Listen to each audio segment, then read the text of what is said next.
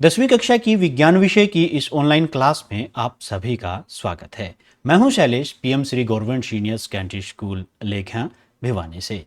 आज इस online class में हम पढ़ेंगे अध्याय जैव परक्रम के बारे में। इस अध्याय में हम सीखेंगे जीवों में विभिन्न प्रक्रियाओं का विश्लेषण, जैसे श्वसन, उत्सर्जन आदि।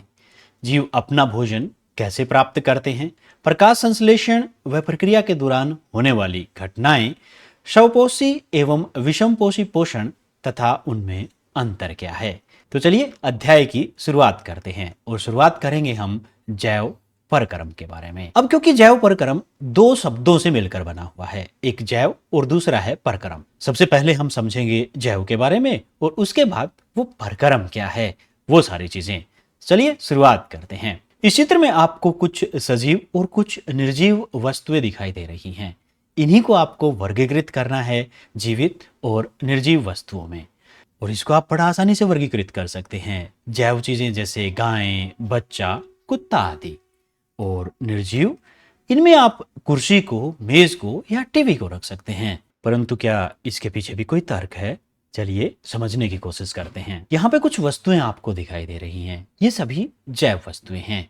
तो वो सारी वस्तुएं जिनमें पोषण, श्वसन, उत्सर्जन, वृद्धि, इस तरह की क्रियाएं होती हैं, वो सजीव कहलाती हैं, जैसे मनुष्य, पशु आदि। तो निर्जीव वस्तुएं, यहाँ पे जितनी भी वस्तुएं आपको दिखाई दे रही हैं, ये सारी अजैव या निर्जीव वस्तुएं हैं। इनमें जीवन के लिए कोई भी आवश्यक कार्य संपन्न नहीं होता। तो प्लास्टिक, पत्थर, लकड़ी इत्यादि, ये सारी वस्तुएं अजीव या निर्जीव अर्थात नॉन लिविंग वस्तुएं कहलाती हैं। तो यहाँ हमने सजीव और निर्जीव वस्तुओं के बारे में बात की और उनको वर्गीकृत किया।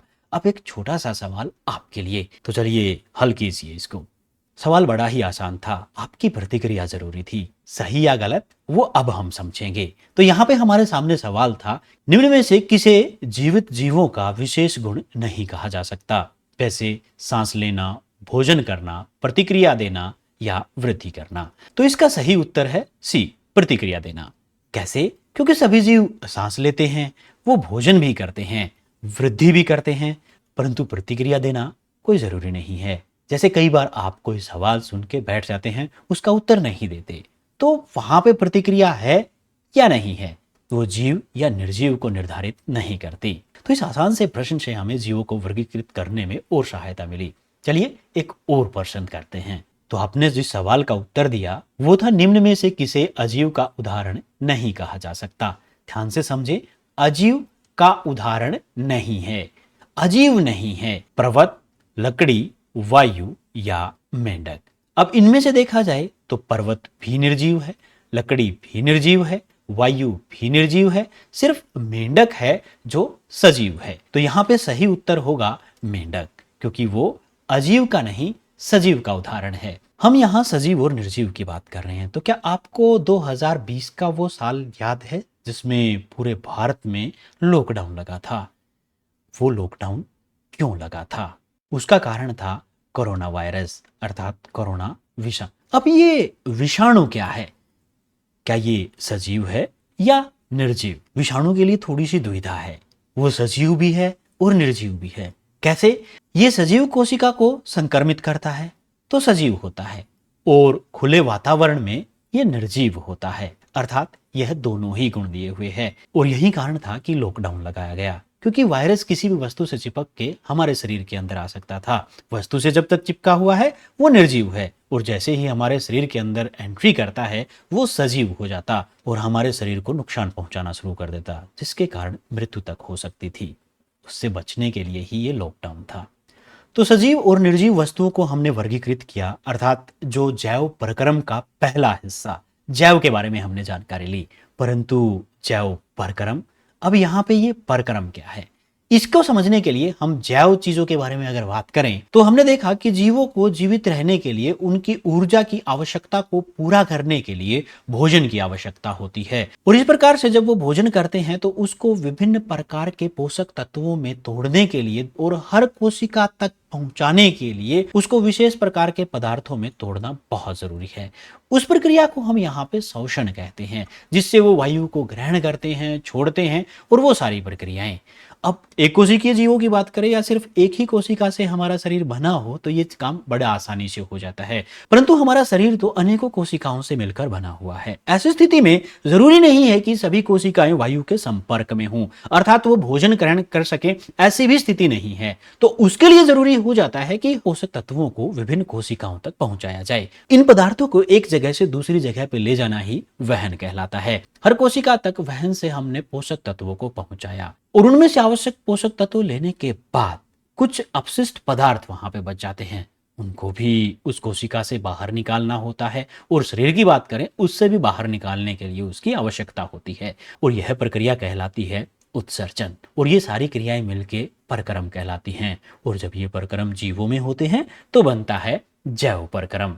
चलिए अब इनको भी बारी बारी से समझते हैं कि ये सारे परक्रम हमारे शरीर में कैसे होते हैं। शुरुआत करते हैं पोषण से। जब आप बाजार से कुछ वस्तुएं खरीद के लाते हैं, खाने का सामान खरीद के लाते हैं, तो आपने देखा होगा उनके पैकेट के ऊपर कुछ इस तरह की चीजें लिखी हुई हैं, न्यूट्रिशन फैक्ट्स या न्यूट्रिशन वैल्यूज लिखी होती हैं। ये सब क्या है? क्या इनका पोषण से कुछ संबंध है? चलिए समझते हैं। पोषण है भोजन को ग्रहण करना, पचे भोजन का अवशोषण और शरीर द्वारा अनुरक्षण के लिए इसका उपयोग पोषण कहलाता है। अब यहां शब्द उपयोग हुआ अनुरक्षण। अनुरक्षण अर्थात शरीर के लिए जो आवश्यक क्रियाएं हैं वो लगातार चलती रहे और शरीर ठीक ठाक रहे, वो चाहे कोशिका का हो, किसी पौधे का हो या किसी भी जीवित वस्तु का। अब एक बात के ऊपर आपका ध्यान जा सकता है कि पोषण की शुरुआत भोजन को ग्रहण करने से होती है, और पोषण जीवों में होता है, और जीवों में तो पौधे भी होते हैं। तो क्या पौधे भी पोषण करते हैं? क्या वो भी भोजन करते हैं? और अगर वो भोजन करते हैं तो हमारे और उनके भोजन में क्या अंतर है? चलिए समझते हैं इस प्रक्रिया को। तो सबसे पहले विभिन्न प्रकार के जीवों में पोषण किस प्रकार होता है उसी को समझते हैं। पोषण को दो वर्गों में वर्गीकृत किया जा सकता है। एक होता है स्वपोषी पोषण और दूसरा होता है विषम पोषी पोषण। ये स्वपोषी पोषण क्या है और विषम पोषी पोषण क्या है, आइए समझते हैं। सबसे पहले स्वपोषी पोषण। जब जीव अपने आसपास के वातावरण में उपस्थित सरल अजैव पदार्थों जैसे कार्बन डाइऑक्साइड, पानी, सूर्य के प्रकाश से अपना भोजन स्वयं बनाता है, यह प्रक्रिया प्रकाश संश्लेषण या फोटोसिंथेसिस कहलाती है।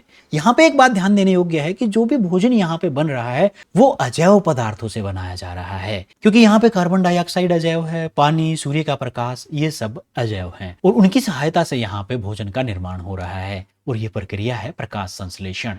कैसे निर्माण होता है चलिए समझते हैं। यहाँ पे आप देख सकते हैं एक पौधा जिसकी जड़ें पानी में और पत्तियां या शाखाएं हवा के अंदर है, और ऊपर से सूर्य का प्रकाश। तो पौधा अपनी जड़ों से पानी लेता है और आवश्यक पोषक तत्व, और हवा से कार्बन डाइऑक्साइड लेता है, और इस प्रकार से पौधों में उपस्थित क्लोरोफिल की सहायता से यह उस अपना भोजन बनाता है और ऑक्सीजन को हवा में छोड़ता है। इस प्रक्रिया में ऑक्सीजन के साथ साथ ग्लूकोज का भी निर्माण होता है, और यही पूरी प्रक्रिया प्रकाश संश्लेषण कहलाती है।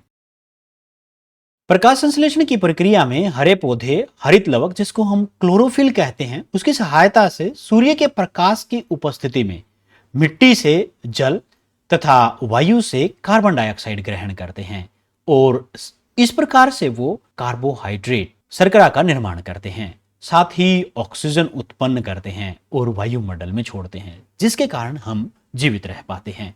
तो यहाँ पे ये रासायनिक अभिक्रिया दिखाई गई है। यहाँ पे कार्बन डाइऑक्साइड है CO2 प्लस H2O, और क्लोरोफिल और सूर्य के प्रकाश की उपस्थिति में ये ग्लूकोज जिसको हम C6H12O6 से रिप्रेजेंट करते हैं, उसके साथ साथ ऑक्सीजन और पानी का निर्माण होता है।